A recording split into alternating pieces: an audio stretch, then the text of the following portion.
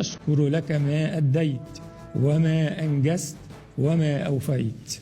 والآن إعمالا لنص المادة 144 من الدستور، أدعو السيد الرئيس عبد الفتاح السيسي لأداء اليمين الدستورية أمام الجمعية العامة للمحكمة الدستورية العليا، فليتفضل.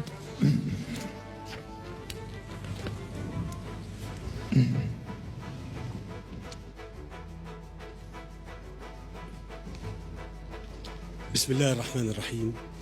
أقسم بالله العظيم أن أحافظ مخلصا على النظام الجمهوري، وأن أحترم الدستور والقانون، وأن أرعى مصالح الشعب رعاية كاملة، وأن أحافظ على استقلال الوطن ووحدة وسلامة أراضيه.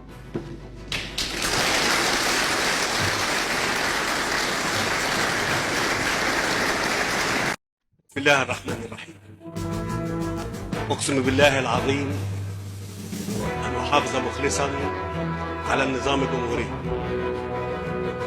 وأن أحترم الدستور والقانون، وأن أرعى مصالح الشعب رعاية كاملة، وأن أحافظ على استقلال الوطن ووحدة وسلامة أراضيه.